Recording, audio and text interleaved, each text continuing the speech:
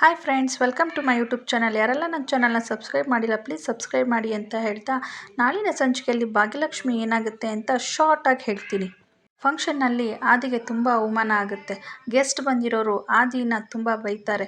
ಏನು ಡಿಸಿಪ್ಲಿನ್ ಇಲ್ಲ, ಏನಿಲ್ಲ, ಇಂಥವ್ರ ಜೊತೆಗೆ ಇಟ್ಕೊಂಡಿದ್ದೀರಾ, ಹಾಗೆ ಹೀಗೆ ಅಂತ ಅಂದ್ಬಿಟ್ಟು ತುಂಬ ಚೆನ್ನಾಗಿ ಬೈದ್ಬಿಟ್ಟು ಅಲ್ಲಿಂದ ಹೊರಟೋಗ್ತಾರೆ. ಯಾರೇ ಕನ್ವಿನ್ಸ್ ಮಾಡಿದ್ರು ಕನ್ನಿಕಾ, ಆದಿ ಕನ್ವಿನ್ಸ್ ಮಾಡಿದ್ರು ಕೂಡ ಅವರು ಇರೋದಿಲ್ಲ, ಹೊರಟ್ಬಿಡ್ತಾರೆ. ಆವಾಗ ಭಾಗ್ಯ ಬಂದು ಈ ತಪ್ಪು ನನ್ನಿಂದಾಗಿದ್ದು, ನನ್ನ ಕ್ಷಮಿಸಿ, ಸಾರಿ ಪ್ಲೀಸ್ ದಯವಿಟ್ಟು ಹೋಗಬೇಡಿ ಅಂತೆಲ್ಲ ಕೇಳ್ತಾಳೆ. ಬಟ್ ಅವ್ರು ಕೇಳೋದಿಲ್ಲ. ಚೆನ್ನಾಗಿ ಎಲ್ಲರನ್ನೂ ಬೈದ್ಬಿಟ್ಟು, ನಾನು ಈ ಥರ ಫಂಕ್ಷನ್ನ ಯಾವತ್ತೂ ಅಟೆಂಡ್ ಮಾಡಿಲ್ಲ, ನಂಗೆ ಈ ಥರ ಫಂಕ್ಷನ್ ನಂಗೆ ಇಷ್ಟ ಇಲ್ಲ ಅಂತ ಹೇಳಿ ಹೊರಟ್ಬಿಡ್ತಾರೆ.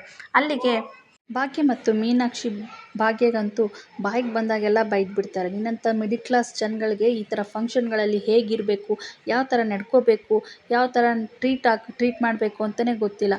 ಅಂಥವ್ರನ್ನ ಹೋಗಿ ಈ ಥರ ಫಂಕ್ಷನ್ಗೆಲ್ಲ ಕರ್ಕೊಂಡು ಬಂದರೆ ಇದೇ ಆಗೋದು ಅಂತ ಹೇಳಿ ಚೆನ್ನಾಗಿ ಬೈತಾ ಇರ್ತಾರೆ. ಡಿಸಿಪ್ಲಿನ್ ಗೊತ್ತಿಲ್ಲ, ಏನೂ ಗೊತ್ತಿಲ್ಲ ಅಂತ ಹೇಳ್ತಾ ಇರ್ತಾರೆ.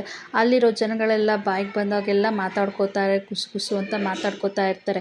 ಇದನ್ನೆಲ್ಲ ಭಾಗ್ಯಗೆ ತುಂಬ ಅವಮಾನ ಆದಂಗೆ ಆಗುತ್ತೆ. ಆದಿಯವರಂತೂ ತುಂಬ ಬೇಜಾರು ಮಾಡ್ಕೊಬಿಟ್ಟಿರ್ತಾರೆ. ಕನ್ನಿಕಾ ಅಂತೂ ನಮ್ಮ ಅಣ್ಣಗೆ ಬಂದಿರೋ ಅಂಥ ಫಂಕ್ಷನಲ್ಲಿ ಗೆಸ್ಟ್ಗಳೆಲ್ಲ ಯಾವ ಥರ ತಿಳ್ಕೊಬೋದು, ಅವ್ನು ಕಷ್ಟಪಟ್ಟಿರೋದಕ್ಕೂ ಈ ಫಂಕ್ಷನಲ್ಲಿ ಅವಾರ್ಡ್ ಬಂದಿರೋದಕ್ಕೆ ಎಷ್ಟು ಖುಷಿ ಪಟ್ಟಿದ್ದ ಗೊತ್ತಾ. ಅವ್ನ ಕೆಲಸಕ್ಕೆ ಪ್ರತಿಫಲ ಸಿಕ್ತು ಅಂತ ಅನ್ಕೋತಾ ಇದ್ವಿ, ಅಂಥದ್ದನ್ನ ನುರಿದ್ಬಿಟ್ಟೆಲ್ಲ ಭಾಗ್ಯ ನೀನು ಅಂತ ಹೇಳಿ. ಅದೆಲ್ಲ ನಿನಗೆ ಗೊತ್ತಿದ್ರೆ ತಾನೇ ಅದು ಫಂಕ್ಷನ್ಗೆ ಯಾವ ಥರ ಬರಬೇಕು, ಹೇಗೆ, ಏನಕ್ಕೆ ನಡೆಸ್ತಾರೆ ಫಂಕ್ಷನು ಅಂತ ಏನು ಗೊತ್ತಿಲ್ಲ ನಿನಗೆ, ಪೆದ್ದು ಗುಬ್ಬು ನೀನು.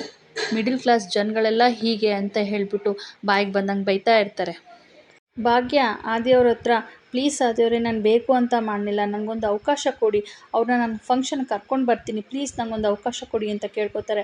ಆದಿ, ಇಲ್ಲ ಭಾಗ್ಯ, ಅವರು ಒಂದು ಸರಿ ನಿರ್ಧಾರ ಮಾಡಿದ್ರೆ ಅವರು ಅದನ್ನು ತೆಗೆದು ಹಾಕೋಲ್ಲ, ಬಿಟ್ಬಿಡಿ, ಇದನ್ನು ಹೋಗ್ಲಿ ಬಿಡಿ ಅಂತ ಅಂತಾನೆ. ಅದಕ್ಕೆ, ಇಲ್ಲ ಆದಿಯವರೇ ಪ್ಲೀಸ್ ನನಗೊಂದು ಅವಕಾಶ ಕೊಡಿ. ಏನೇ ನಿಂಗೆ ಅವಕಾಶ ಕೊಡೋದು, ನೀನು ಮಾಡಿದ ಕೆಲಸಕ್ಕೆ ನಮ್ಮ ಅಣ್ಣಂಗೆ ಎಷ್ಟು ಬೇಜಾರಾಗಿದೆ ಗೊತ್ತಾ ಅಂತೆಲ್ಲ ಕನ್ನಿಕಾ ಬೈತಾ ಇರ್ತಾಳೆ.